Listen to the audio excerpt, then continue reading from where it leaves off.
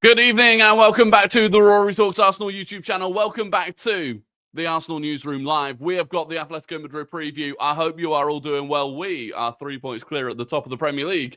So we'll park that to the side. We will talk about the weekend's games and we'll focus on the Champions League, where we shall also attempt to conquer the league. I hope you're all doing well. It is a Monday. There's loads of you here, which we absolutely love to see. Ryan Henderson, Josh Blocks, Mia, Oslo Guna, Fat Tony, Lee, Logical Nonsense, VV Vlad, Charlie Howells. It's good to see Ryan Henderson, Ross Lawman's in the building. If you're new, please do like, subscribe. Well, even if you're not new, like. That'd be great, thank you. But subscribe. We're on the way to 25,000 subscribers, so if you could do that, and if you're watching if you're not watching live, you're watching afterwards, please do the hype thing in the comments. Thank you. That is all of the administration done. People acting like Atleti is some cakewalk. Yeah, it's not a cakewalk. We're going to talk about it. The Goon Room is back. People really do enjoy the Goon Room. It has to be said. Ali, thank you very much for that. I appreciate it. Liverpool United was peak. Yeah, it was enjoyable. Liverpool United was enjoyable. For those watching on TikTok, if you want to get involved in the chat, the link is in the description to the YouTube channel. We're live on YouTube. That's where I'm reading the chat. 1-0 to Arsenal, most likely scored by a corner. Then Martinelli makes it 2. I'll take it. I would take it. Gyokeres needs a goal for his confidence. Yeah, possibly. I mean, it's always difficult. Like, I'm not looking at Gyokeres thinking he doesn't look confident right now. We'll speak about Gyokeres. I think people are over-egging commentary around him, mainly because... So the way it works in the media, right? And this isn't me like saying there's a media narrative or anything like that, because it doesn't just happen with us. But the way it works in the media, there has to be something negative for them to talk about. Negativity, unfortunately, sells. So with Arsenal right now, there aren't that many things to speak negatively about. The only two you can really pull out are set-piece goals and Victor Gyokeres isn't scoring enough goals. And I think the set-piece thing's nonsense. A goal is a goal. I mean, you look at the weekend, we win the game on a set-piece goal. Liverpool lose the game on a set-piece goal. So that's nonsense. So they can't really keep running that. And so it has to be Gyokeres. But, I mean, I'm looking at it. In terms of new strikers to the Premier League, or even strikers that were already in the Premier League and moved, any striker that signed for a new club in the Premier League this summer, Gyokeres has 3 Premier League goals. Hincapie has 3. João Pedro has 2. Sesko has 2. Isak hasn't scored yet. Only Voltemade, who's got 4 and has looked good, only Voltemade has more. And so... yeah, it's a little bit of a slow start. And yeah, at times he looks a bit clumsy. And at times he looks a little bit off balance. I mean, it's weird because he's always looked like that. Like, this isn't a new... He hasn't suddenly become imbalanced and clumsy. Like, he has always looked like that. But he actually normally finds a way of getting a really good shot off even when he's off balance. Like, you look at the couple that he had. The left-footed when he blazed over the bar, that was poor. But 2 of the strikes at Leno, like, he's striking the ball cleanly. So normally that's what you'd lose. When you're off balance, you don't hit the ball cleanly. He's hitting it cleanly. The second one, Martinelli should probably follow the rebound in. And I thought he could have won a penalty as well. So yeah, look, I think people are getting a bit carried away. I'm sure he wants to score more goals. I also think like learning to play in an Arteta system is difficult. And ultimately, I don't think it's a coincidence that someone like Saka is looking as good as he is. Against West Ham, how good Timber looked.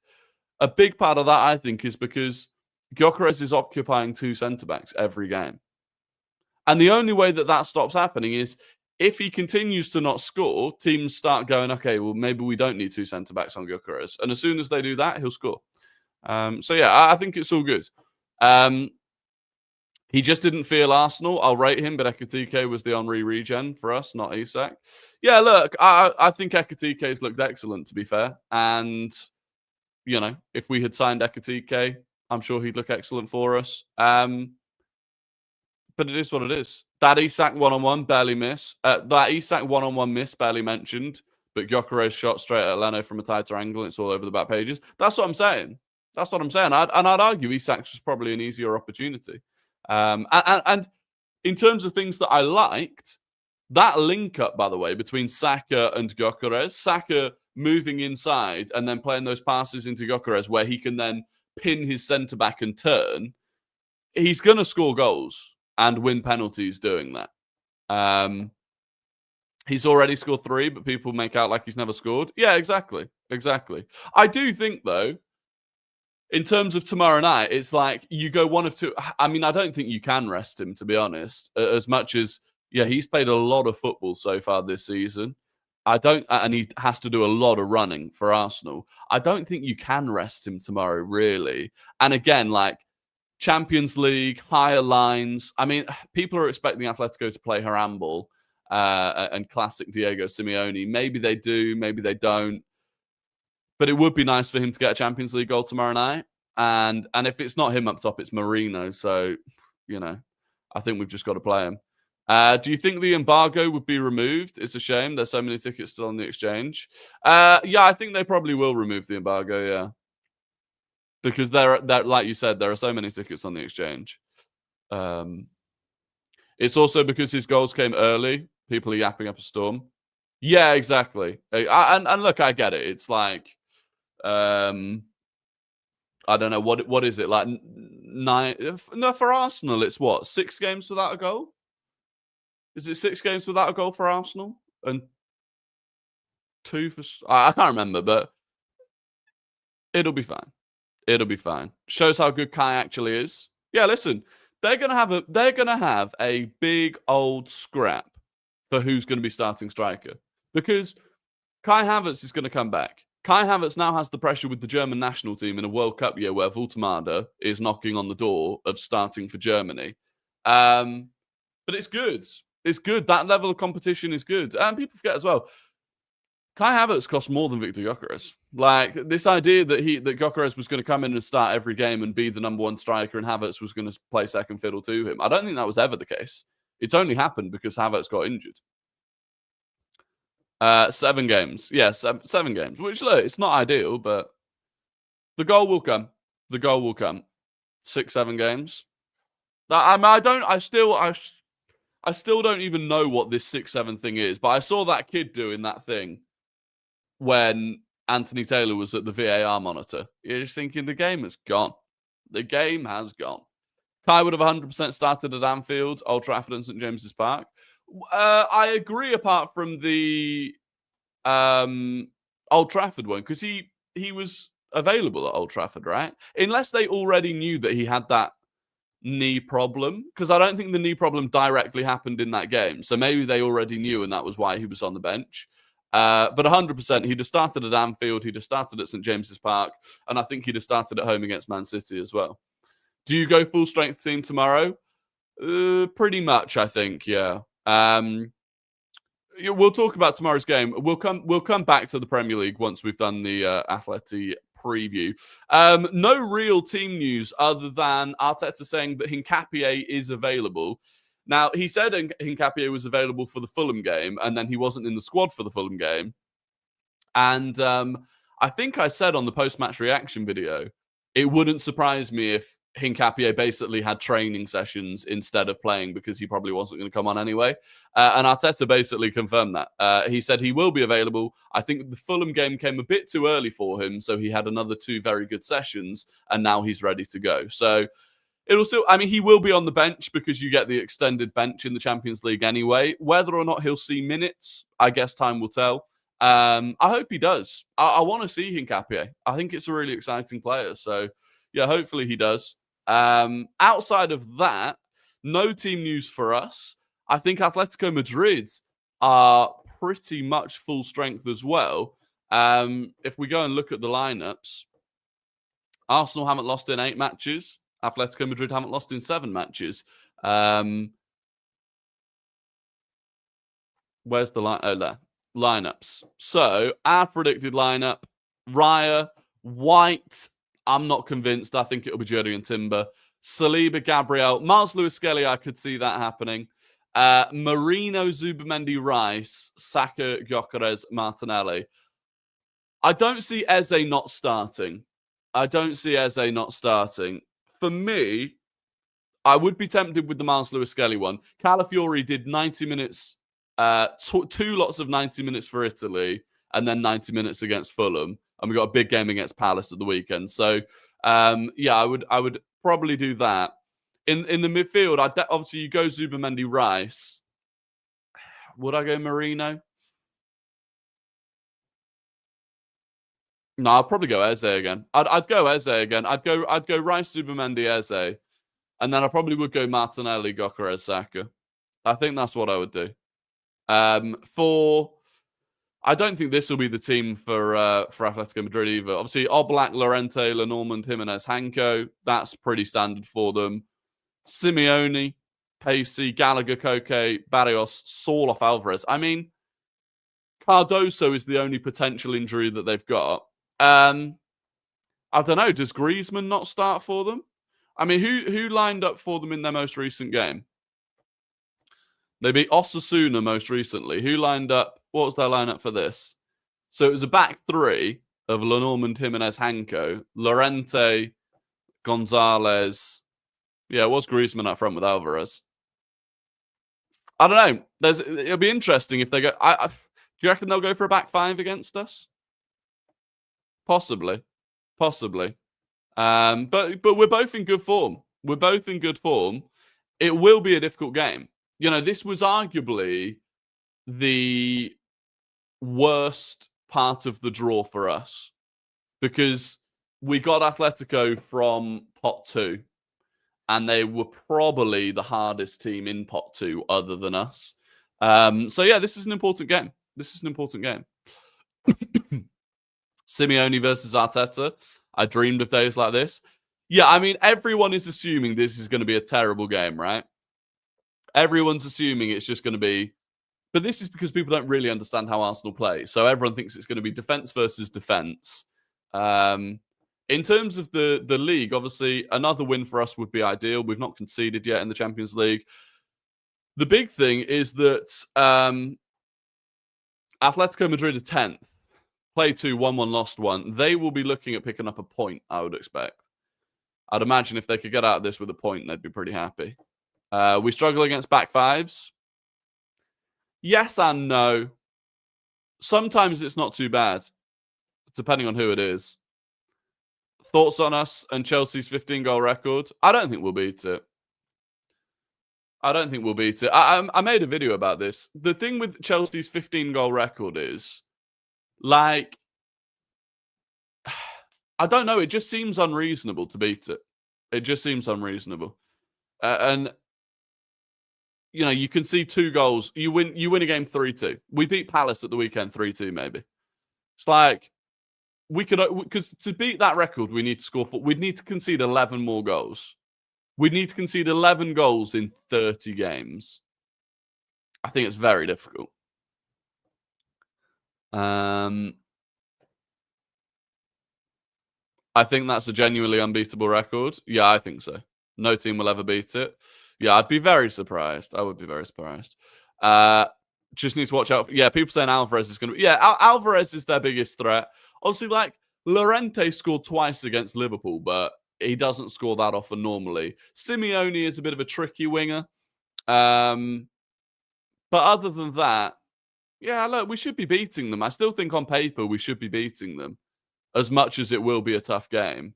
But anyone that thinks I've seen some mad lineups that people put out. Honestly, I've seen some lineups where people want to rotate like 5 or 6 players, and maybe we will. And I didn't mind doing that against Olympiacos, but I think this game, you get 3 points on the board.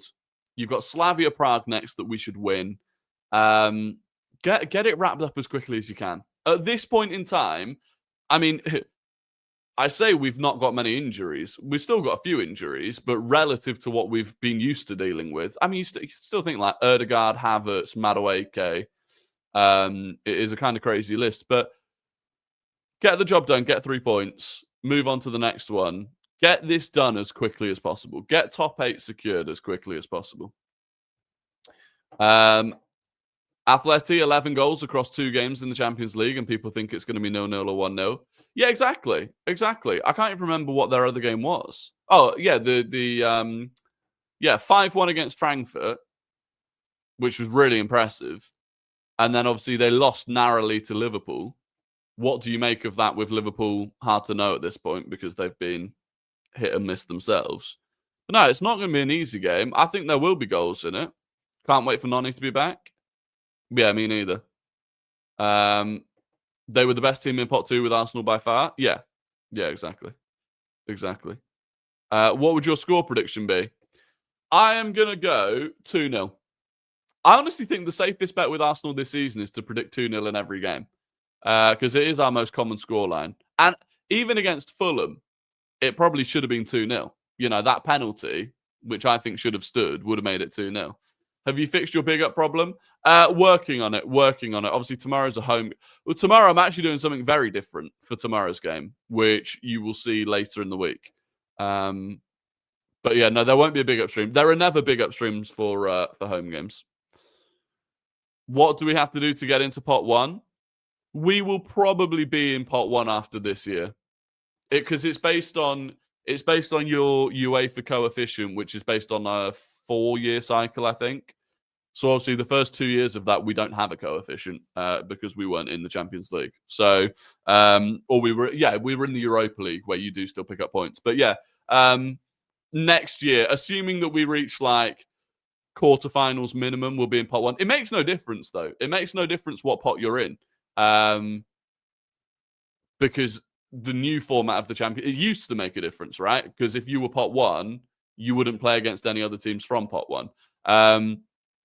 But now you play 2 teams from pot 1, 2 teams from pot 2, 2 teams from pot 3 and 4. So yeah, it doesn't actually make a difference what pot you're in. It's just pot luck as to who you get from each of those pots. And to be fair, like, we probably didn't do too badly from it. But I mean, Bayern was the way that Bayern Munich are playing, that was probably a pretty difficult one to get from pot 1. Inter wasn't too bad. Although going away to Inter will probably be a pretty dull, dreary game. Smash Real Madrid 5-2 3 weeks ago, respect. Yeah, they did.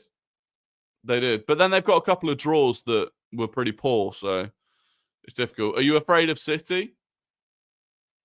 Yeah, I think you'd be stupid not to. I think you'd be. I had actually, to be honest, hold my hands up. I'd kind of written City off at the start of the season, but the thing is, like, Erling Haaland is such a freak, and they have genuinely sorted some of their defensive issues. And in the same way that we can say, well, if we keep a clean sheet, we've only got to score a set piece goal and we'll win the game. They're in a position where, against Everton, they were fairly defensive. Like, they had a lot of possession, but they didn't take a huge number of risks against Everton. Kept a clean sheet, and then you rely on Haaland to score. So, yeah, I'd say I'm more scared of Haaland than scared of City at this point. But if he continues scoring at the rate that he is, you know, it's like Salah's season last season. I mean, I do look back at last season and just think, like, why did it have to happen to us that way? Like, City fell off. And then out of nowhere, like, Salah just has the best season ever. And we get those injuries. It's like, it is annoying to look back on. But all you've got to do is move forwards. And I would say, and that was something I wanted to talk about, the vibes feel good right now. The vibes at the club feel good. I saw some videos from training today. And it just seems like everyone's having a laugh. Everyone's having fun. But there's a real, like, mentality about them as well. Like, Gabriel Heinze was bloody chasing Mikel Arteta around. But there's also a side where I think there was a picture that came out of Saliba after the Fulham game on the bus watching the Atletico game. And Mikel Arteta spoke about that in his press conference today. And he was like, that was completely off his own back. Like, that's not something I'm asking them to do, but this is the mentality they have. It's like, you've just beaten Fulham, bang, Atletico Madrid up next, and I'm already preparing for it whilst I'm on the bus home. It was on Timber's burner. There you go. So yeah, I think there's a good vibe at the moment. I think the players feel more confident and reassured in themselves. Like, even you listen to Saka speak about how we beat Fulham in terms of it being a set piece goal and stuff. I think the team are very comfortable with that being who we are. I think they're very comfortable with us being a team that is incredibly difficult to break down. And we're not like a team that is just relying on set pieces. It just happens that that's where a lot of our goals are coming from at the moment. But yeah, I think we feel settled. We feel settled, and we've got players coming back. So ideally, no more injuries, and it's all happy days. North London derby is on my birthday. Didn't manage to get tickets though. That's unlucky. That is unlucky. I somehow won the ballot for the North London derby. So happy days. Saka actually being critical of decisions shows how confident he's feeling. Very true. Very true. He's bang on, by the way. That penalty, if we don't go on and win that game, that penalty decision is a huge, huge problem. Because once it's given on field, there's no way it should be getting overturned. But because factually, Kevin goes through Saka before he wins the ball. He makes contact with Saka before he wins the ball. And actually, I think I'm right in saying, I do just want to double check it, but I think I'm right in saying, I hope it shows it on here. I don't know if it does. The VAR, does it show it? No, it only shows the ref. I think the VAR was the same VAR that overturned Gyokeres' penalty against Newcastle. I might be wrong, but I think it might have been. And if it is, he's a knobhead. The bigger issue of that VAR decision was the ref not getting all the angles. Yeah, not getting the angles, and ultimately, his initial decision was correct. The thing is, if it hadn't been given on field, right, I think you'd probably look back and go, well, he did get the ball, so I can understand why it's not been given. And I wouldn't expect VAR to intervene to give it as a penalty. Say, well, he got the ball. But once it's been given, we heard all of this nonsense once again this season about the high bar, right? The high threshold for VAR intervention. And it does feel like when it comes to Arsenal, they just try harder to overturn them. Did you see the Edu backlash from the Forest fans for backing out and avoiding the post-match interview? I respect him for what he did at the start of the project, but glad we've moved him on. Yeah, it's crazy. Yeah, it was Darren England, the VAR. There you go. There you go. Yeah, the Ed, what? Whoa. Edu has genuinely, Forest had set themselves up genuinely under Nuno, where they could have been a team that at least like Aston Villa was able to hang around in that spot, was able to hang around in a spot where, they only lost Elanga. In terms of players that they lost, top players that they lost from last season, it was only Elanga. And they were in a position where, they could hang around that Villa. And the way that they've self-imploded, and I think it is on Edu. Edu comes in, falls out with Nuno, which is a shocking thing to do. That results in Nuno leaving. You look at some of the signings, he signs Amari Hutchinson for 35 million quid.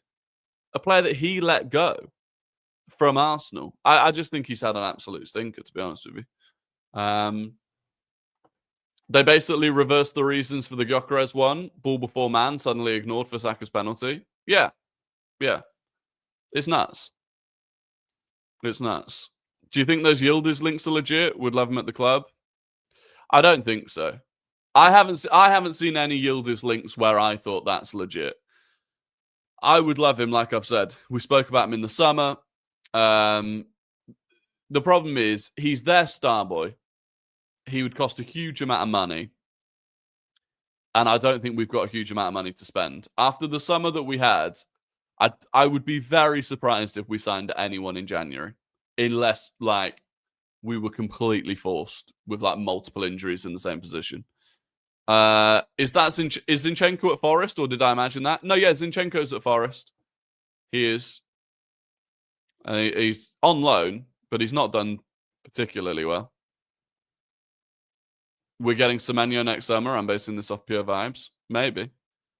Bournemouth looks so good, by the way. Bournemouth are ahead of... yeah, that's crazy. Bournemouth are ahead of Liverpool right now. On goal difference. Well, actually, I don't even know what they're ahead of them on. What are Bournemouth above Liverpool on? Their record is identical. Look at this. Look at this. Their record, play date, goals for, 14, 14, 11, 11, plus 3 goal difference, 15 points. Is it because Bournemouth have lost fewer games? Is it because Liverpool have won 5, lost 3, right? Whereas Bournemouth have... What have Bournemouth even done? Drawn 3. Lost 1. Yeah, lost 1, drawn 3. That's the difference. It's impressive, though. The only game they lost was against Liverpool. But imagine if Bournemouth had beaten Liverpool in that game. Or held on to the draw. Imagine Bournemouth held on to the draw in that game. They'd be on 16 points. Liverpool would be on 13. Someone actually messaged me today as well. And obviously it didn't happen, so it's kind of a pointless what if. But they said, like, if United had beaten Arsenal on the opening day, United would be on 16 points and we would be on 16 points. But they didn't. We beat them because we're good at set pieces. So I'm late to the Goon Room. What have I missed? Oh, you've missed so much. I heard it's based off alphabetical order. I don't know. I think it might be based on the fact that Bournemouth have lost fewer games. I'm not sure, though. Semenyo, Alvarez, Yildiz, Don Berta, get me 1 in Jan and I'll cry. I don't see it happening. I just don't see us signing a player in January. We spent so much money. But we spent the money well. You look at Zubimendi again against Fulham. So reliable. Like, he is, by the way, in terms of settling into the league, Zubimendi is completely settled at this point. Like, if you had never seen him or Arsenal play before and you watched an Arsenal game, you wouldn't look at Zubimendi and be like, oh, he's new to the league. Not at all. Whereas you look at Liverpool and the business that they did, I mean, Gyokeres, I think, is actually the worst of the bunch in terms of how far off it he is. I think Gyokeres has been awful. And then Wirtz has been benched. Hincapie is being benched. Isak doesn't look at it. I don't think you can play Isak and Mo Salah together because neither of them press. Mo Salah and Isak are both players that, for them to thrive, the rest of the team basically has to be sacrificed and play for them. Newcastle United did it. Newcastle United set up for Alexander Isak. And he was allowed to just do whatever he wanted. He's not a very good presser at all, by the way. Salah was the same. I don't think you can do that with 2 players in the same team. I don't think you can do it for both of them. Gakpo's the only good attacker for them right now. Yeah. I mean, Chiesa off the bench looks better than Mo Salah right now. And Hincapie looks better than Isak as well. Do we need to trust Ethan more? I've seen this coming up a lot. Like, I don't think so. So the issue is this, right? I don't think Arteta has a problem with what Ethan does offensively. With what Nwaneri offers in terms of creativity, his ability to score goals, all of that stuff, I think he's very happy with what Nwaneri gives. I think what Nwaneri lacks right now in midfield is the kind of IQ to know when and how to press, when to drop deep to collect the ball. And it's improving, by the way, and it will continue to improve. And we have to remember he is only 18 years old. But it is developing. That's a big developing part of his game. And that's the part of the game where we rely on that player, whether it's Ødegaard or anyone else, to be as solid as we are. And so in a game like Fulham, where it's 0-0 and then it's 1-0, I just don't think you can take that sort of gamble on Nwaneri right now. And that's fine. There will be plenty of games where Nwaneri will get plenty of game time. Like, yeah, I really am not worried about him at all. By the way, there's over 300 of you in here, which is since the summer, the best sort of numbers we've done. So I'm very grateful for that. If you could like the stream and subscribe if you're not already, I would be very grateful for that. The best way to describe his career so far is like Foden at City. It's exactly like Foden at City. And the thing is, last season was not meant to happen. Nwaneri was not meant to play that much last season. And if you took that season out of it and you said this 18-year-old is coming off the bench, Ødegaard gets injured against Forest and Nwaneri is the player that comes on, that would be great development for an 18-year-old normally. So why was John Jules training with us? I've got no idea. I didn't know that he was. I would imagine there's a reason. He's a free agent. So why not? I suppose. If he's not got a club, then may as well train with us. Just took a whole shower with Rory playing in the background. You love to see it. Once Havertz comes back, Gyokeres has to play 10 minutes. Well, I mean, the good thing once Havertz comes back is that they can rotate. Like, imagine Gyokeres was being given chances, by the way, to come off the bench with half an hour to go against a tired defence, and he's fully fresh. In the Fulham game, you can clearly see Zubimendi waving his arms and pointing and gets the ball from Timber exactly when he wanted it. There's no language barrier at all with football. Very true. Very true. He will continue to develop and dictate games, undoubtedly. Why didn't we even look at Hincapie? Still baffles me. I honestly think the price that he went for with the sample size that he had, I don't think we wanted to take that gamble. Which, look, that's the way that gambles go, right? But I think for, what was he, like 90 million euros, whatever that is in pounds, for a guy that had fundamentally had like one electric season at Frankfurt, I think for what we needed at the time, it would have just been a bit too much of a gamble. Because even if you think the difference in price between Hincapie and Gyokeres, that is the difference of whether or not you can then go and sign Eze as well, or Madueke as well. So, yeah. And you'd have been doing that on a player that like you wouldn't have been able to guarantee he would hit the ground running in the Prem. Thoughts on Norgard starting tomorrow? I prefer Norgard coming on to see out games, to be honest. I'd rather start with Rice and Zubimendi, which is going to be good. And then, if we're only 1-0 up, half an hour to go, bring on Norgard. Happy days. You see, like, by the way, 1-0 against Fulham, they gave us, what did they give us? 9 minutes of added time at the end of the game. And Fulham barely had a sniff. I think it's so impressive the way that we see out games. Like, once we're 1-0 up now, it feels inevitable that we're going to win the game. I'd give Zubi a rest tomorrow. The thing is, right, I'm looking at other games. This game is important for us. We've then got Palace at the weekend. That is important for us. Then I think we can start looking at resting players. Brighton in the Carabao Cup. That, for me, is a game where you can rest players more so than Champions League. Don't get me wrong. I know we want to win the Carabao Cup. We want to go through a game like that. Norgard is good enough to beat Brighton, and there's less risk on it. We've then got Burnley. We've then got Slavia Prague. We've then got Sunderland. Sunderland away could be tricky, but yeah, for me, I think Zubimendi starts against Atletico Madrid and against Crystal Palace.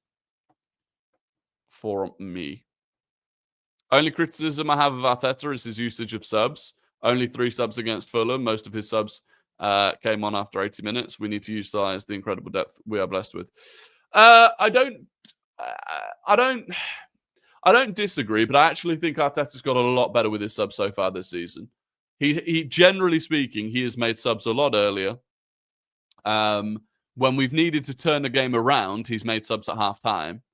And in games where, you look at West Ham or I can't remember the previous ones, but he's taking Saka off after like 65, 70 minutes if he needs to.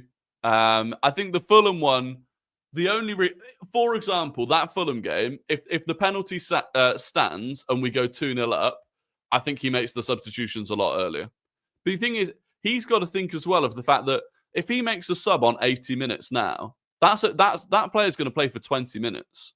So, yeah, I think it's fine. So we all want a double yellow for Rice and Zubimendi in the Madrid game. Yeah, both of them are a booking away from a suspension. You could do it for one of them. I would if one of Rice and Zubimendi deliberately got a booking in the Atletico game and was then out of the Slavia Prague game, that would be fine by me. That would be fine by me. And then maybe get one in the Bayern game and you miss the Club Brugge game. But yeah. That would be fine. United hair guy is hopeful right now. Yeah, they've still got a couple of tricks. The problem is the United Strand guy needs 5 wins in a row. And I'm still looking at their next 3. I'm still looking at their next 3 Premier League games. And I'm like, Brighton at home, easily a game that they draw. Forest away under Sean Dyche, easily a game that they draw. Spurs away, Thomas Frank, easily a game that they draw. Like all 3 of those games, they could win, but you wouldn't be surprised if they drew or even lost them. We all forgot Gabby Jesus, right? Jesus is coming back. I think early December, Jesus could be back. So, I mean, what he'll look like when he comes back, who knows?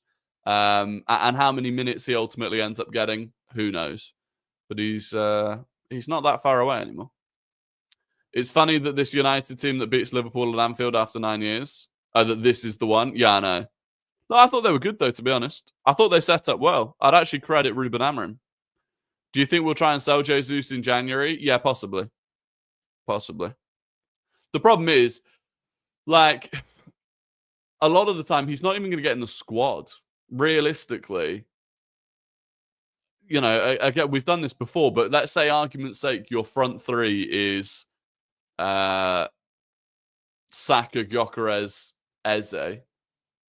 Your backup 3 is Havertz, Madueke, Trossard, or Martinelli. There's not a place there for Jesus. Seeing Liverpool fans this rattle brings a smile to my face. I know. Just honestly, part of me right now absolutely loves winning 1-0 with a set piece goal because it just rattles people differently. The way that people kick off when we score a set piece to then win the game 1-0 with that set piece, I would happily win the Premier League this season, every game being a 1-0 set piece win. And then when they lose to 1, I mean, Arne Slot's head would have been absolutely on Mars. Back on Hincapie points, why was Arteta so adamant on Sesko, who played in the Bundesliga, who was worse than Hincapie in the Bundesliga? We tried to sign Sesko and Hincapie. Arteta himself wasn't actually that keen on Sesko because the summer before, Sesko and Gyokeres had been options, and Sesko wasn't the one. The Sesko one was Edu and Jason Ato. That was the Sesko one was heavily the data team loved Sesko, and Edu had done a lot of work on it. And so going into the summer, it was like, well, we've done all of this work on Sesko. All of the numbers say that he's going to bang. And so Arteta kind of just had to go along with it. Slot complaining about the different lineup United put out had me dying. Bro, honestly, I feel like a lot of the time we say, like, oh, if that was Arteta, or like, used to be like, if that was Granit Xhaka. If Arteta was moaning as much as Arne Slot does about what other teams do, the way that he's moaned about Arsenal scoring set pieces, the way that he's moaned about, as you said, Amorim dropping Sesko, the way that he moans about low blocks, the way that he, like, it's kind of crazy. And he's getting away with it because he won the league last season, but Slot is the new Ten Hag. Gabby or Saliba should not be rested tomorrow. No. You start Gabby. Yeah, you start both of them tomorrow. Look, in a dream world, you go 2-0 up, and then you can start playing around with rotation and stuff. Hey, Rory, is Calafiori the hottest left back in Europe? If you mean hottest in terms of the form that he's in, I would say absolutely.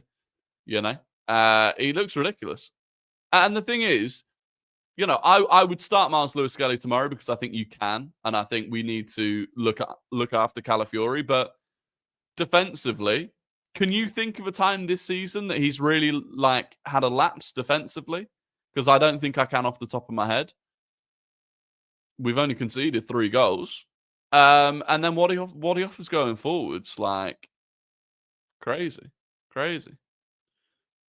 The strike for that goal that got disallowed, similar to the strike that he had against Man City. Would Calafiori be a serious option as a striker? Possibly. His finishing is good. You know, the goal he scored against PSV as well last season. Quality. I've been on the Cala train for time. Me too. Even last season we didn't get to see it enough because of injuries, but I've been trying to say to people that Calafiori is so much better than people give him credit for. He's a unicorn. He is a unicorn. I think Calafiori could play left 8. Thoughts? He could play anywhere. Truthfully. Calafiori isn't a left back in game. He's a Calafiori. Yeah, exactly. People say like the left back role or the 8 role. He is the Calafiori role. No one else is playing the Calafiori role. It is only him. Would Maresca play at right back? Yeah, Maresca's an option at right back. For sure. But Ben White's fit. Ben White was in training with everyone else today as well. So, again, look, if you can take Timber off after an hour, do it. I think Timber's another player that we need to look after in terms of minutes and stuff. So, yeah. Anyway, we're getting towards the end. Fortunately, this time, I have a quiz question. We've got a quiz question. Get your fingers on... Did I say Maresca? I meant Mosquera. Apologies. I just had... Bold managers were on the mind. I meant Mosquera. I didn't even clock that I said that. Yeah, Hincapie is fit, Josh. Hincapie is fit. Right, quiz question. Who was sent off for Atletico Madrid in our 2018 Champions League first leg? Who was sent off for Atletico Madrid against Arsenal, obviously, in our 2018 Champions League first leg?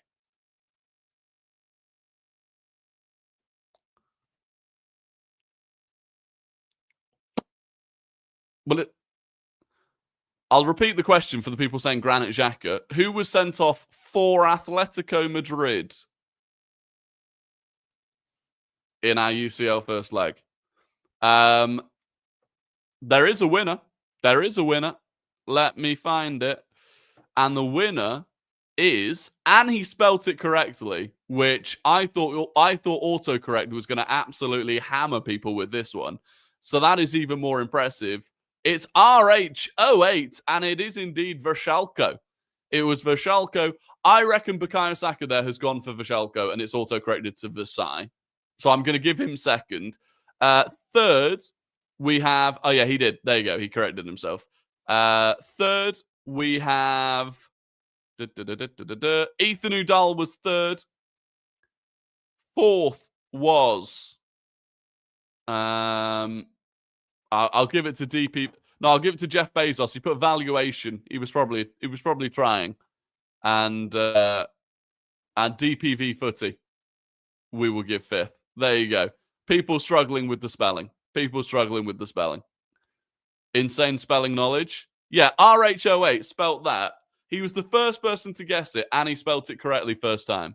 That, genuinely, RH08.